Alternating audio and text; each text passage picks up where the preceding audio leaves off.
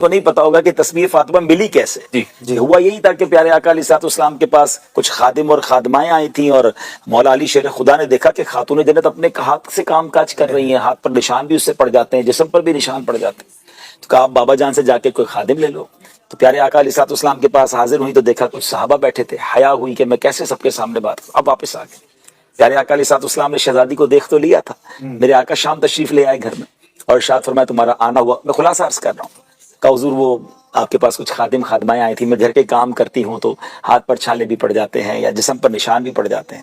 تو کونین کے والی صلی اللہ تعالی علیہ وسلم اعلیٰ کہ آپ کی لخت جگر ہیں. احادیث ملتی ہیں کہ آقا فرماتے فاطمہ میرے جگر کا ٹکڑا ہے، جو اس کو پسند ہے وہ مجھے پسند ہے. یعنی فاطمہ کی ناراضی میں اپنی ناراضی فرما، یعنی اتنا کلوز ریلیشن ایک جگہ تو بیان، کئی جگہ بیان فرما. دوسری جگہ بیٹی کہہ رہی ہے کہ میرے ہاتھوں پہ چھالے پڑ جاتے ہیں، جسم پر نشان پڑ جاتے ہیں. مگر تربیت اولاد پیارے آقا علیہ الصلوۃ والسلام کا جس کو کہتے ہیں نا کہ سادگی کا درس، اور کس طرح اپنے ہاتھ سے کام کرنے کو آپ نے ترجیح ارشاد فرمائی. اور آپ نے فرمایا کہ فاطمہ اپنے گھر کے کام کاج اپنے ہاتھ سے کر لیا کرو، اور جب تھک جایا کرو تو 33 بار سبحان اللہ، 33 بار الحمدللہ، 34 ایک روایت کے مطابق 34 بار اللہ اکبر پڑھ لیا کرو. تمہاری تھکن اس سے دور ہو جائے گی. خادم نہیں دیا، تھکن دور کرنے کا فارمولہ دے دیا. پیارے پیارے اسلامی بھائیوں اور مدنی چینل کے ناظرین، درود پاک پڑھنے کے بے شمار فضائل و برکات ہیں. اگر دنیا میں تمہوں سوال کروں کہ مشہور لوگوں ملنے کا بہت سارے لوگوں شوق ہوتا ہے، ٹھیک ہے نا، اور آج کل تو صرف ملاقات نہیں کرنی ہوتی، ایک اور تمنا ہوتی ہے کہ ملاقات دے نال سانو تھوڑی سیلفی بھی چاہیے، ٹھیک ہے نا. مگر میں اگر ایک سوال تھوڑے نال کروں کہ قیامت دے دن وہ کون سی ہستی ہے جنہاں دے نال تمہوں ملن کا سب سے زیادہ شوق ہے؟ وہ کون سی ہستی ہے جس سے ملنے کو ہر کوئی چاہتا ہوگا؟ کبھی تسی سوچا کہ قیامت کے دن کتنے لوگ ہوں گے؟ اس وقت دنیا 8 ارب لوگ رہنے ہیں. قیامت کے دن حضرت آدم علیہ السلام سے لے کر قیامت تک جتنے بھی لوگ اس دنیا چاہے ہوں گے وہ سارے قیامت کے دن ہوں گے نا. پتہ نہیں کتنے ارب لوگ ہوں گے. اچھا اگر میں ایسا سوال کروں کہ اس دن سارے مسلمان کس ہستی دے نال ملاقات کا شوق رکھتے ہوں گے؟ وہ کوئی اور نہیں، وہ ہمارے آقا جناب رسول اللہ صلی اللہ علیہ وسلم. آقا سے جس کی ملاقات ہو جائے سبحان اللہ، اس کے تو بڑے نیارے ہو جائیں گے. مگر اربوں لوگوں میں یہ پاسبل کیسے ہوگا؟ کیسے ممکن ہوگا کہ اسی سرکار دو عالم علیہ السلام کے قریب بھی ہو جائیں اور انہاں دے نال ملاقات بھی ہو جائے؟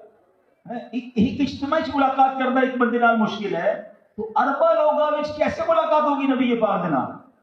تو سرکار دو عالم علیہ السلام نے خود ہی اپنے نال ملاقات کا ایک فارمولہ سانو دس دیا ہے.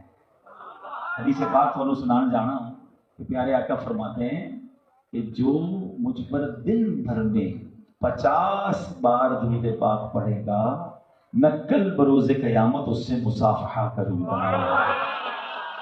ہائے ہائے، کس سے ملاقات ہوگی؟ سرکار دو عالم علیہ السلام سے، مجھ گناہگار کی. آپ سوچیے کتنا بڑا انعام ہے. آپ کو پتہ ہے پیارے آقا کا دیدار ہو جانا بڑی بات ہے، نبی پاک کا قرب مل جانا بڑی بات ہے، ملاقات ہو جانا، میرا جسم انہاں دے مبارک جسم دے نال ٹچ کرے گا، مصافحہ ہو جائے گا. آپ سمجھتے ہو کتنی بڑی سعادت ہے. حضرت انس بن مالک سے پوچھئے کہ نبی پاک کسی چیز کو ٹچ کر دیں، پیارے آقا مس کر دیں، وہ کتنی بڑی چیز ہو جاتی ہے. حضرت انس بن مالک رضی اللہ تعالیٰ کے پاس ایک رومال تھا، ایک چادر، دسترخوان. ان کا بڑا عجیب فارمولا تھا. تو کسی کپڑے کو دھونا ہوتا ہے، ماڈرن زمانہ ہے، واشنگ مشین ڈال دینے وہ کپڑا صاف ہو جاتا ہے. حضرت انس بن مالک کے پاس بھی بڑی کمال کی واشنگ مشین تھی. وہ اپنے اس کپڑے کو جب میل دور کرنا ہوتا تھا نا تو وہ کسی پانی میں یا جناب کسی بالٹی میں نہیں ڈالتے تھے، وہ آگ میں ڈال دیتے تھے.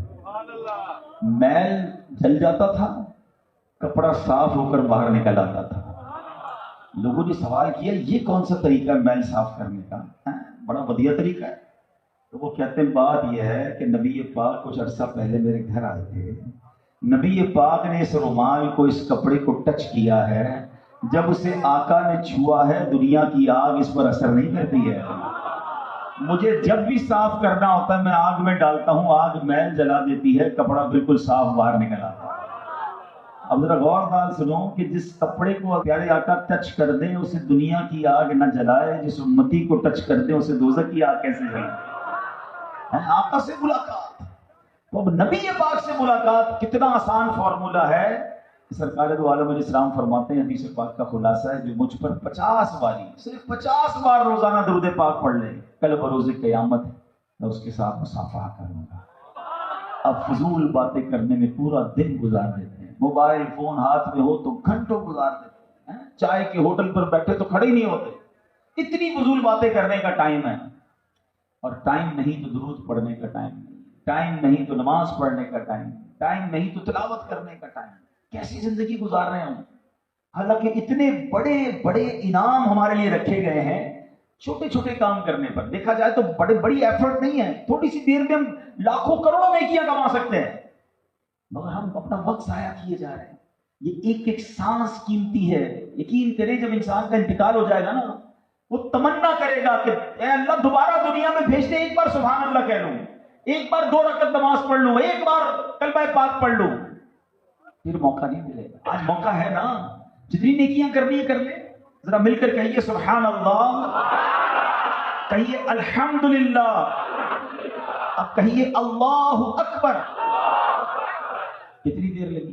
1 منٹ پورا نہیں لگا، نہ پسینہ بہا، نہ ہل چلایا، نہ بیج ڈالا، نہ کھاد ڈالی، نہ پانی ڈالا، کچھ نہیں کیا، بیٹھے ہوئے سارے۔ مگر سبحان اللہ بیٹھے بیٹھے چند سیکنڈ میں پتہ ہے آپ نے کیا حاصل کر لیا؟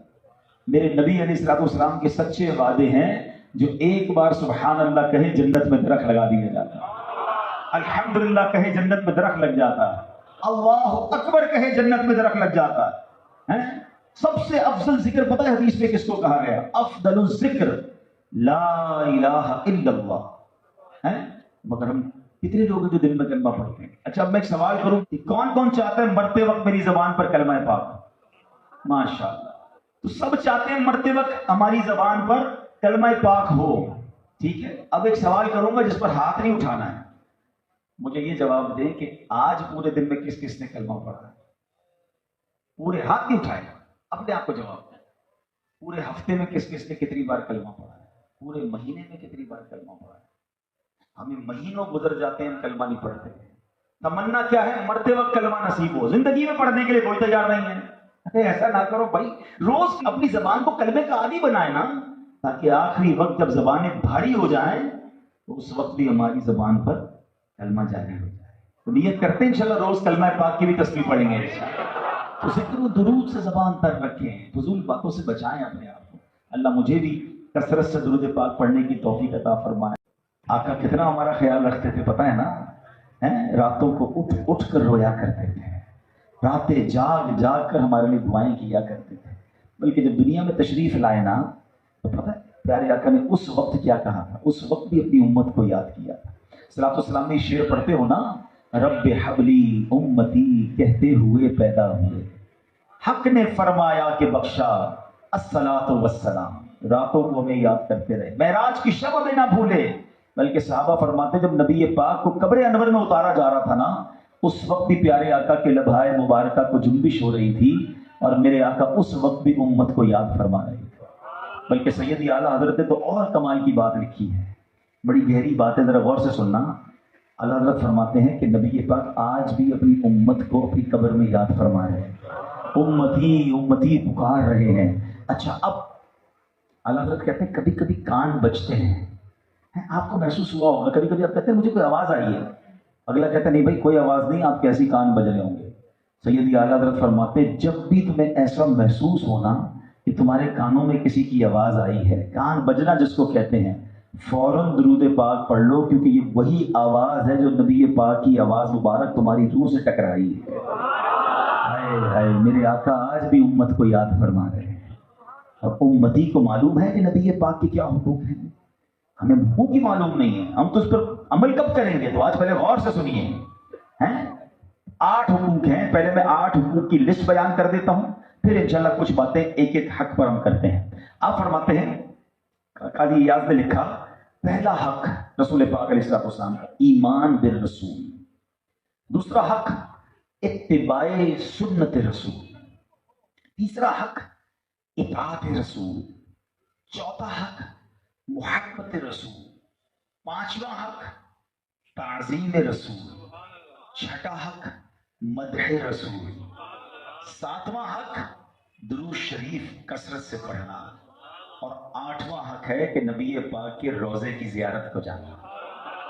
हाँ, अब ये 8 हुकूक हैं। अब हम गौर करें कि हम इस पर कितना पूरा उतर रहे हैं। पहला हक वो क्या है? ईमान बिर रसूल। हम अल्लाह का बहुत शुक्र अदा करते हैं कि अल्लाह ने हमें मुसलमान बनाया है। यानी अल्लाह पर ईमान लाना, अल्लाह के हबीब अलैहिस्सलाम पर ईमान लाना, उनको अल्लाह का आखिरी नबी मानना, ये हमारे ईमान की जान। ईमान कंप्लीट ही नहीं हो सकता ना। अल्लाह अल्लाह करने वाले तो बहुत सारे मज़ाहिब हैं, अल्लाह को एक मानने वाले भी बहुत सारे मजहब हैं, मगर जब तक नबी पाक अलैहिस्सलाम पर ईमान न लाया जाए, उन्हें अल्लाह का आखिरी नबी ना माना जाए, हैं, जब तक ईमान पूरा नहीं होता, कंप्लीट नहीं होता। आला हज़रत कहते हैं ना, अल्लाह की सरताब कदम शान है ये, इंसान ही इंसान, वो इंसान है ये। और कुरान तो ईमान बताता है इन्हें, ईमान ये कहता है मेरी जान है ये।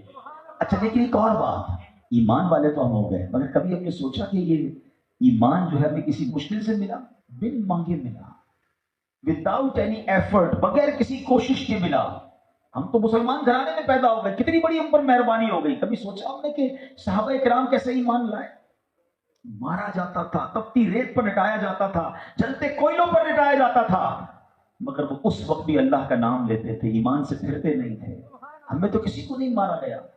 कितना बड़ा अल्लाह का एहसान है। कभी सोचा आपने? मैंने और आपने अल्लाह से दुआ नहीं की थी अल्लाह मुसलमान घराने में पैदा कीजिए। भाई मैं और आप भी तो किसी और नबी के उम्मती बन सकते थे, या माद अल्लाह किसी गैर मुस्लिम खानदान में पैदा हो सकते थे।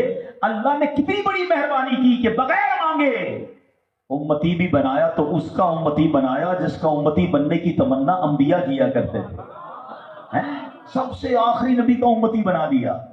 ये कितना बड़ा एहसान है। तो इसकी कदर नहीं होनी चाहिए, इसका ख्याल नहीं होना चाहिए। पता मेरे और आपके पास सबसे कीमती चीज क्या है? सबसे कीमती चीज जो एक मुसलमान के पास होती है वो उसका ईमान है।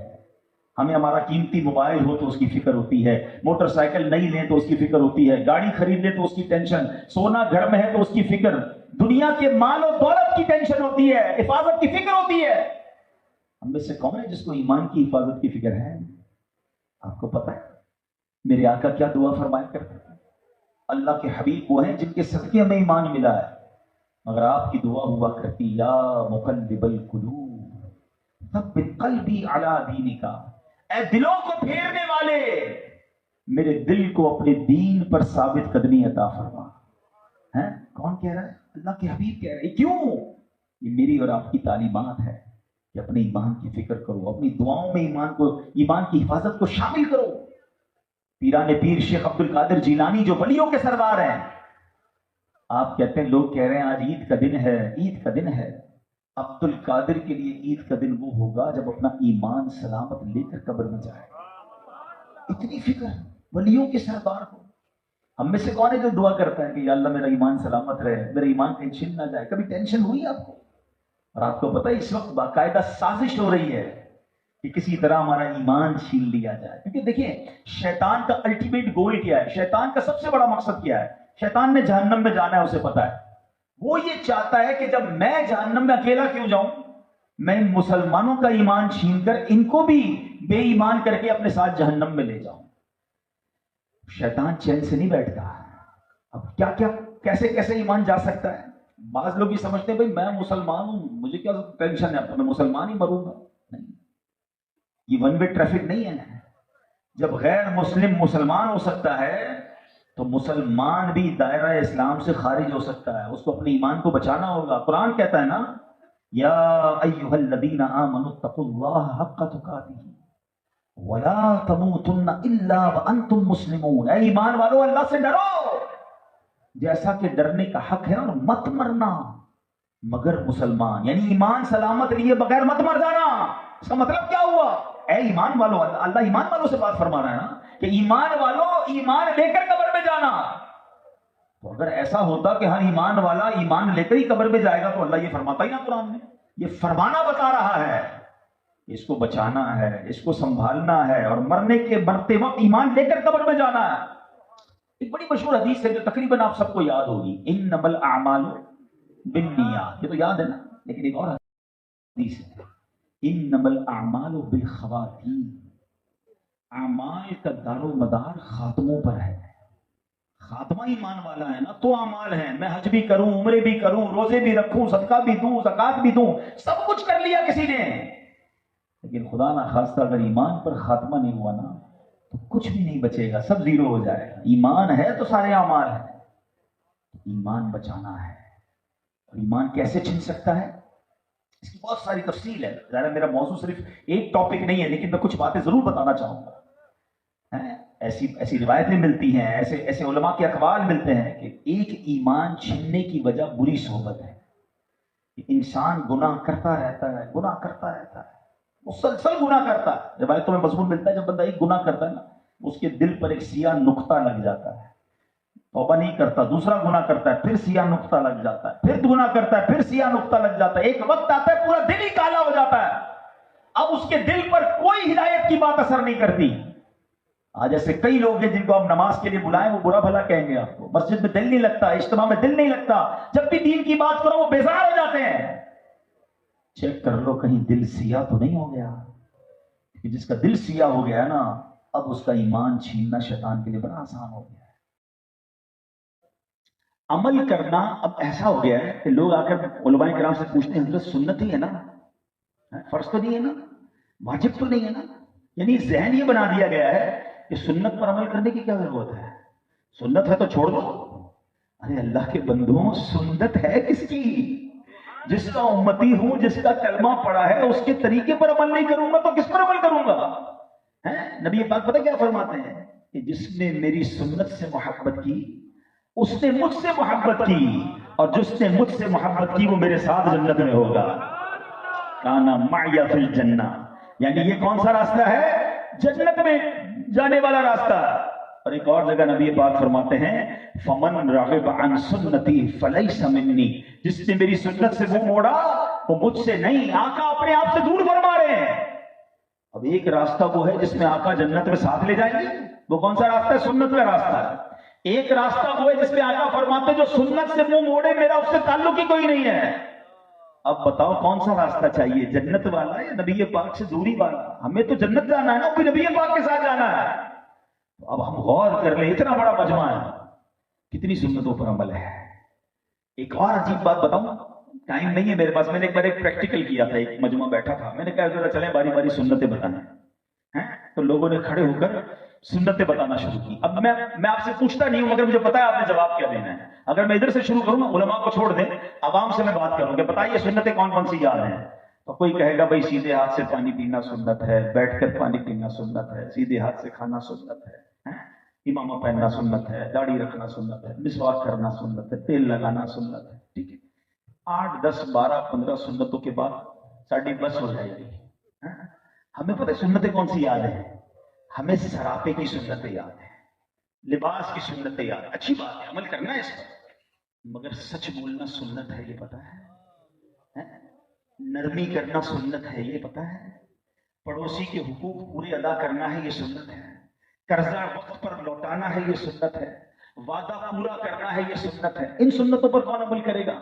بلکہ میں سچی بات بتاؤں، اب ذرا گہری بات کہہ رہا ہوں، اپنوں سے کہہ رہا ہوں، جتنے امامے والے اور داڑھی والے ہیں نا بالخصوص، میں ان سے کہہ رہا ہوں کہ جنہوں نے یہ داڑھی رکھی ہے، امامہ پہنا، بہت اچھی بات ہے، مبارک ہو آپ کو، مگر ہم لوگوں کو کردار کی سنت زیادہ عمل کرنی چاہیے، ورنہ لوگ مذہبی لوگوں سے دور ہوتے ہیں کہ یار داڑھی رکھ کر جھوٹ بول رہے ہیں، جناب دینی حلیہ اپنایا تو وقت پہ پیسے تو دیتا نہیں ہے، وعدے تو پورے کرتا نہیں ہے، پڑوسی اس سے سارے پریشان ہیں، ماں باپ کے حق پورے نہیں کرتا، تو یہ سنتیں نہیں ہیں۔ کردار کی سنتیں اپنائیے، لباس کی بھی اپنائیے، کردار کی بھی اپنائیے، کیونکہ نبی پاک علیہ الصلوۃ والسلام سبحان اللہ اگر ان کی سنتوں پر عمل کرنا ہے تو پھر ساری سنتوں پر عمل کرے نا۔ اور انشاءاللہ جس دن آپ نے کردار کی سنتوں پر عمل کرنا شروع کیا نا، پھر دیکھیں دین کا کام کرنا آپ کے لیے کتنا آسان ہو جائے گا۔ تو نبی پاک کا جو دوسرا حق ہے وہ کیا ہے؟ اتباع سنت رسول۔ صحابہ تو ان سنتوں پر بھی عمل کرتے تھے کہ جن سنتوں پر عمل کرنے کا حکم بھی نہیں تھا، مگر صحابہ اس پر بھی عمل کرتے تھے، ڈھونڈ ڈھونڈ کر تلاش کر کر کے عمل کرتے تھے۔ صدیق اکبر رضی اللہ تعالیٰ کے بارے میں آتا ہے کہ آپ نے اپنی پیاری صاحبزادی بی بی عائشہ صدیقہ رضی اللہ تعالیٰ سے پوچھا کہ یہ تو بتاؤ کہ نبی پاک کی وفات کس دن ہوئی تھی؟ پیارے آقا کے کفن میں کتنے کپڑے تھے؟ اللہ اکبر، یعنی تمنا یہ تھی کہ زندگی تو نبی پاک کے طریقے پر گزاری ہے، جب میرا انتقال ہو جائے تو میرا مرنے کا انداز بھی، دنیا سے پردہ کرنے کا انداز بھی وہی ہو جو نبی پاک کا انداز تھا۔ ہر سنت پر عمل کرنا ہے، اور ہم ہیں کہ جس سنت کے بارے میں نبی پاک فرمایا اس پر بھی عمل نہیں کرتے۔ غور کریں، من غش فلیس منا، آقا فرماتے دھوکہ دینے والا ہم میں سے نہیں۔ مگر یہاں جناب الٹا کام چل رہا ہے، ہر دوسرا آدمی دھوکہ دے رہا ہے۔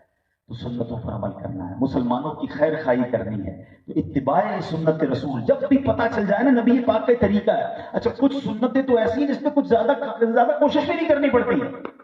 پانی پینا ہے، اب میں الٹے ہاتھ سے پیوں سیدھے ہاتھ سے پیوں ٹائم اتنا ہی لگ رہا ہے، کھڑے ہو کے پیوں یا بیٹھ کے پیوں ٹائم اتنا ہی لگ رہا ہے، لیکن اگر ادا کروں گا تو کس کی ادا کروں گا؟ کسی کی ادا کو ادا کر رہا ہوں۔ تو آقا کی سنتوں پر عمل کرنا شروع کر دیں، تو انشاءاللہ نیت کریں کہ نبی پاک کا جو حق ہے امت پر کہ ان کی سنت پر عمل کیا جائے، ہم سنتوں پر عمل کریں گے انشاءاللہ۔ اچھا اس میں ایک اور بات، اب ایک پرابلم یہ ہے، افسوس بھی ہوتا ہے کہ آج کل جو ماڈرن نوجوان ہے نا، کہ آج مسلمان نوجوان کو دیکھ کر یہ پہچاننا مشکل ہو گیا ہے کہ یار مسلمان ہے کہ نہیں ہے۔ نہ چہرے پر کوئی سنت ہے، نہ لباس کی کوئی سنت ہے، نہ باتوں میں کوئی سنت نظر آ رہی ہے۔ عجیب و غریب انداز، عجیب انداز، پتہ ہی نہیں چلتا مسلمان ہے کہ، جب تک اپنا نام نہ بتائے پتہ نہیں چلتا کہ مسلمان ہے کہ نہیں۔ اب یہ کیسا امتی ہے جس کو تعارف کروانا پڑتا ہے کہ میں مسلمان ہوں، نام بتاتا ہے میرا نام محمد خالد ہے، اچھا السلام علیکم، کیونکہ نام سے پتہ چلا مسلمان ہے، باقی کسی چیز سے مسلمان نہیں نظر آ رہا، نہ باتوں میں سبحان اللہ ہے، ماشاء اللہ ہے، السلام علیکم، کچھ بھی نہیں ہے، نہ کاروبار میں ہے، نہ گھر میں ہے، نہ اپنے سراپے میں ہے۔ ایسا نہ کرو، سنتوں پر ایسی عمل کرو کہ میں لاکھ بندوں کے درمیان کھڑا ہوں، مجھے دور سے دیکھ کر پتہ چل جائے کہ کس کا غلام جا رہا ہے، کس کا امتی جا رہا ہے۔ شاعر کہتے ہیں نا، فنا اتنا تو ہو جاؤں میں تیری ذات عالی میں، جو مجھ کو دیکھ لے اس کو تیرا دیدار ہو جائے۔ اچھا اب تیسرا حق کیا ہے؟ میں تھوڑا سا تیز چلتا ہوں۔ نبی پاک علیہ السلام کے حقوق جو بیان ہوئے ان میں سے قاضی ایاز لکھتے ہیں کہ تیسرا حق ہے اطاعت رسول، آقا جو فرمائے اس پر عمل کرنا ہے، فالو کرنا ہے، آپ کی کمانڈمنٹس، آپ کے آرڈرز، نبی پاک نے جس چیز سے روکا رک جائے، جس کا حکم دیا وہ کام کرے۔ مگر آج کیا ہم ایسا کر رہے ہیں؟ جھوٹ بولنے والے سے نبی پاک کتنے ناراض ہوتے ہیں، مگر آج مسلمان جھوٹ بول رہا ہے۔ دھوکہ دینے والے کو فرمایا من غش فلیس منا، دھوکہ دینے والا ہم میں سے نہیں، مگر آج ملاوٹ کر کے دھوکہ دی جا رہی، جھوٹ بول کے دھوکہ دیا جا رہا ہے۔ نبی پاک نے جس چیز سے فرمایا کام کریں، جس سے روکا اس سے رک جائے۔ ہم اپنے باس کی بات مانتے ہیں، بیوی کی بات مانتے ہیں، رشتہ داروں کی بات مانتے ہیں، بچے ضد کرے ان کی بات مانتے ہیں، مگر جس نبی کا کلمہ پڑھا ہے ان کی باتیں نہیں مانو گے، ان کے فرامین پر عمل نہیں کریں گے۔ صحابہ کرام کیسے عمل کرتے تھے، کیسے کیسے واقعات ہیں، بلکہ قرآن کیا کہتا ہے سنو، نبی پاک کی بات ماننا ایکچولی پتہ کیا ہے؟ اطیعوا اللہ و اطیعوا الرسول۔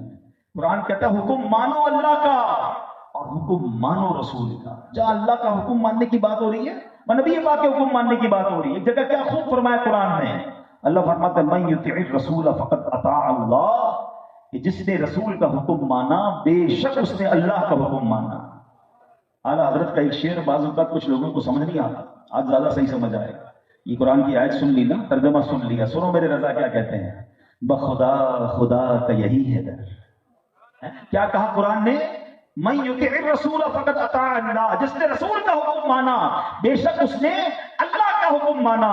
اعلیٰ حضرت کہتے ہیں بخدا خدا کا یہی ہے در، نہیں اور کوئی مفر مکر، جو وہاں سے ہو یہیں آ کے ہو، جو یہاں نہیں وہ وہاں نہیں۔ ارے اللہ کے حبیب راضی نہیں ہے تو پھر رب بھی راضی نہ ہوگا، اور اگر یہ راضی ہو گئے تو انشاءاللہ رب بھی راضی ہو جائے گا۔ ہم نے نبی پاک کا حکم ماننا ہے۔ پھر اگلا حق بتایا قاضی ایاز نے، محبت رسول۔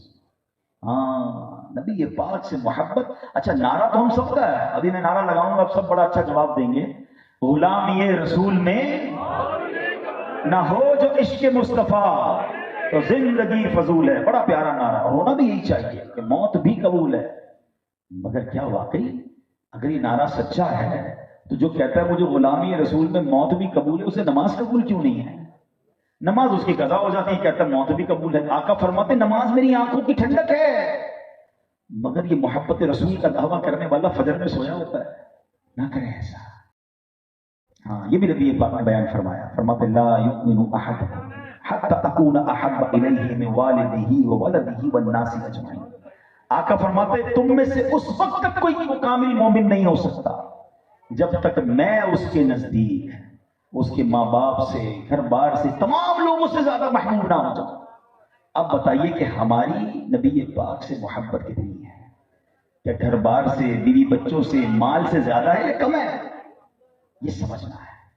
آج ابھی محبت ہے، مگر جب ہمارے ساتھ کوئی معاملہ ہو، کاروبار میں کوئی ڈیل آ جائے، پیسے زیادہ ہو، تھوڑا جھوٹ بولنا ہے تو بندہ کہتا ہے چلو یار سارا محلہ ہی، ساری مارکیٹ جھوٹ بول رہی ہے، میں بھی تھوڑے جھوٹ بول کے ڈنڈی مار کے پیسے کما لوں۔ پھر کدھر گئی تمہاری محبت؟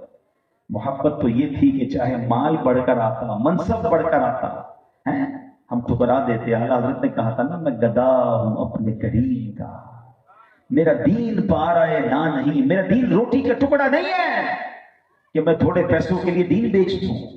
آج نیک نمازی سنتوں کے پابند بندے کو بھی کبھی ہم دیکھتے ہیں، اس کے گھر میں جب شادی ہوتی ہے نا تو عجیب تماشا ہے، ڈھول تماشے، ناچ گانے ہیں۔ بندہ کہے یار آپ کو کیا ہو گیا، آپ کو نمازی آدمی تھے؟ تو کہتے ہیں یار کیا کروں، بچوں کی خوشی کے لیے کرنا پڑتا ہے۔ کتنے کیا تمہارا عشق رسول؟ محبت رسول تو کتنی ہونی تھی، گھر بار سے بھی زیادہ تھی۔ بچوں کو خوش کرنے کے لیے کیا ہم اللہ اور اس کے حبیب کو ناراض کریں گے؟ نہیں میرے پیارے اسلامی بھائی، حق ہے نبی پاک کا کہ ان سے محبت کی جائے اور سب سے زیادہ کی جائے۔ اور صحابہ کرام نے یہ پروف کیا نا، میرے پاس وقت کم ہے ورنہ کتنے واقعات ہیں کہ گھر بار سے زیادہ، مال و دولت سے زیادہ، سب سے زیادہ پیار کیا تو نبی پاک سے کیا۔ سر کٹا دیے میرے صحابہ نے، صدیق اکبر نے اپنا پورا گھر کا مال لا کر نبی پاک کے قدموں میں رکھ دیا۔ آقا نے پوچھا ابو بکر گھر والوں کے لیے کیا چھوڑا ہے؟ کیا تاریخی جواب دیا کہ حضور گھر والوں کے لیے اللہ اور اس کا رسول کافی ہے۔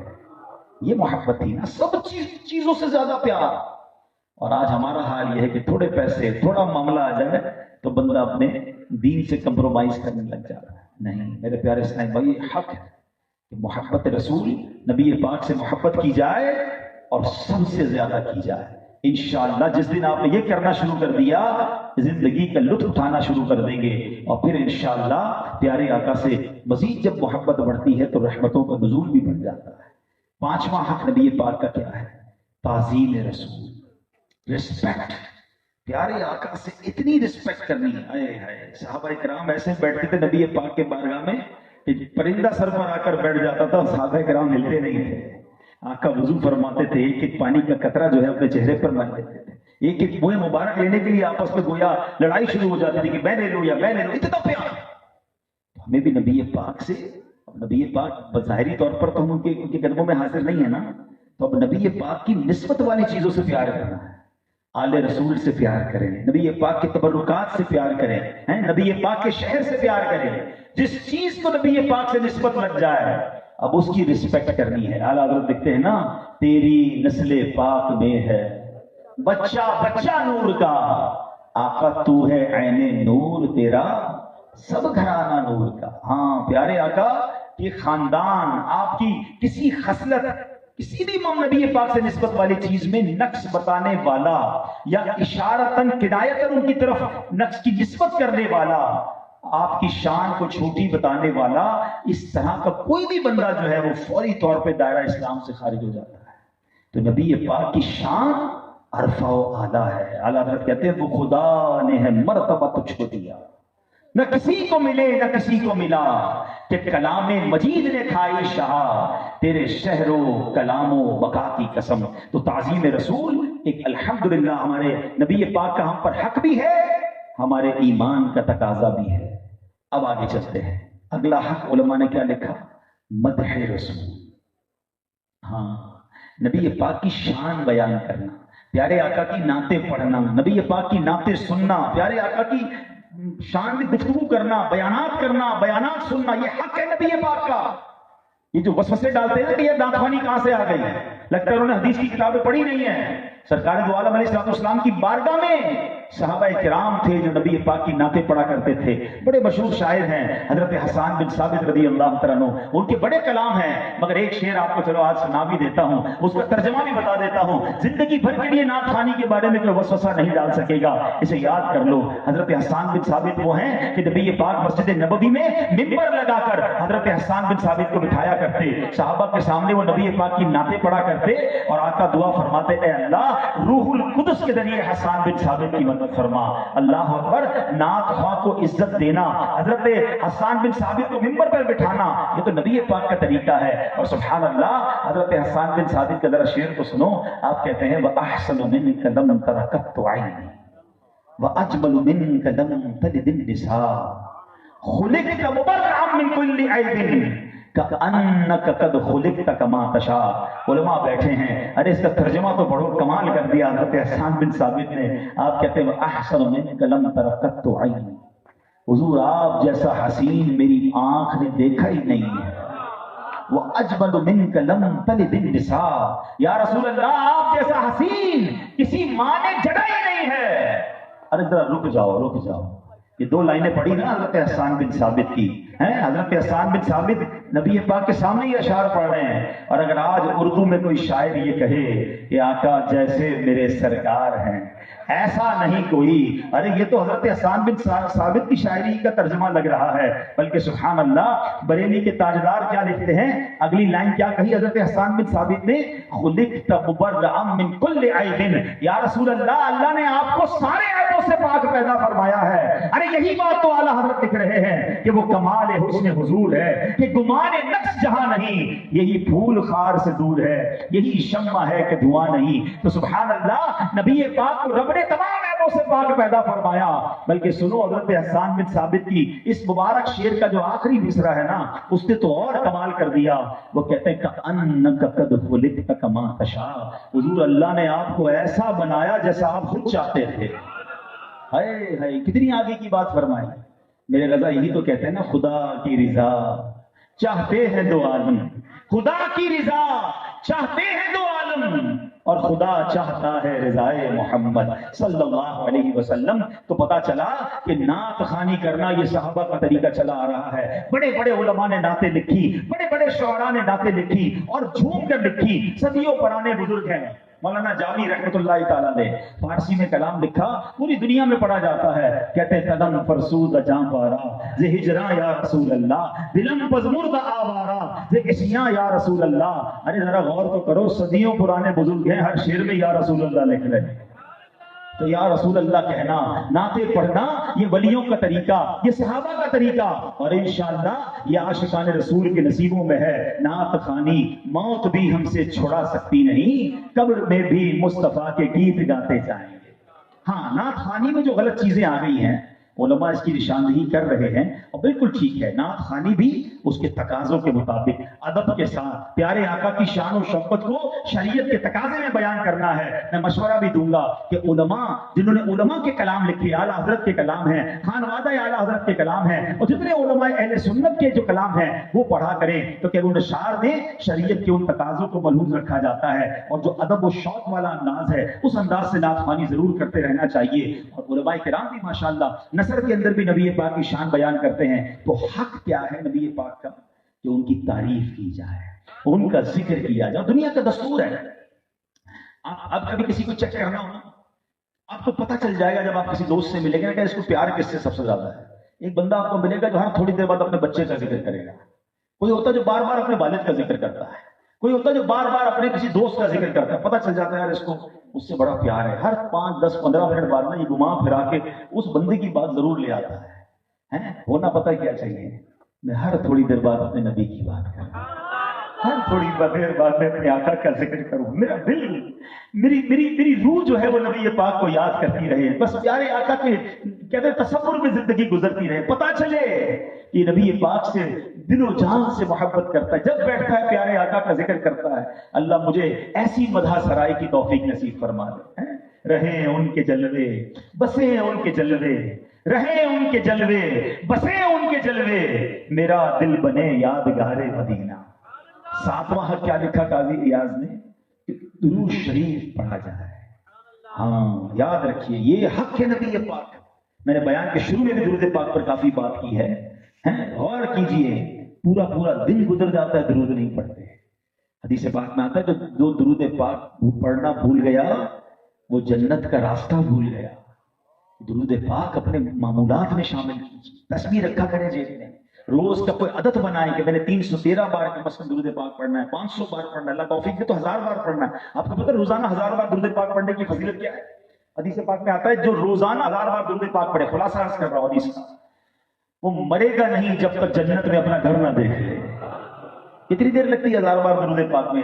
واک کرتے ہیں, گاڑی پہ جاتے ہیں, ٹریول کرتے ہیں, تصویر نکالیں, پڑھنا شروع کر دیں. اللہ کرے کہ ہماری زبان ذکر و درود سے تر ہو جائے. اور 8واں حق کیا ہے؟ آخری حق, سبحان اللہ, کہ پیارے آقا کے روضے کی زیارت ہو جائے, مدینے جائے, قبر انور کی زیارت ہو جائے. یہ حق ہے نبی پاک کا امتی پر. مگر آج کچھ لوگ تو واقعی مدینے کو بڑا یاد کرتے ہیں, مگر بڑی تعداد وہ ہے کہ جناب ان کو فکر ہی نہیں ہے. دنیا دیکھی, مدینہ نہیں دیکھا. پیسے جمع کیوں کرنے ہیں؟ یورپ جانا ہے. پیسے کیوں جمع کر رہے ہیں؟ فلاں ملک دیکھنا ہے. خدا کی قسم مدینہ نہ دیکھا, کچھ بھی نہ دیکھا. میرے آقا پتہ کیا فرماتے ہیں؟ حدیث پاک ہے, من زار قبری وجبت لہ شفاعتی. جس نے میرے روضے کی زیارت کی اس پر میری شفاعت واجب ہو گئی. ارے ادھر شفاعت کا وعدہ ہے, غلام مدینے نہ جائے تو کہاں جائے؟ اللہ کرے کہ ایسی مدینے کی تڑپ نصیب ہو جائے کہ بس کہتے ہیں یہی زندگی کی کیفیت ہو کہ اس آس پہ جیتا ہوں, کہہ دے یہ کوئی آ کر, اس آس پہ جیتا ہوں, کہہ دے یہ کوئی آ کر, چل تجھ کو مدینے میں سرکار بلاتے. ارے مدینے نہ جائیں تو کہاں جائیں؟ سنو میرے آقا کیا فرماتے ہیں. آقا فرماتے من زارنی بعد موتی فکأنما زارنی فی حیاتی. جس نے میری وفات کے بعد میری زیارت کی, یعنی میرے روزے کی زیارت کی, وہ ایسا ہے جیسے اس نے میری حیاتی میں میری زیارت کی. آقا فرماتے ومن مات بأحد الحرمین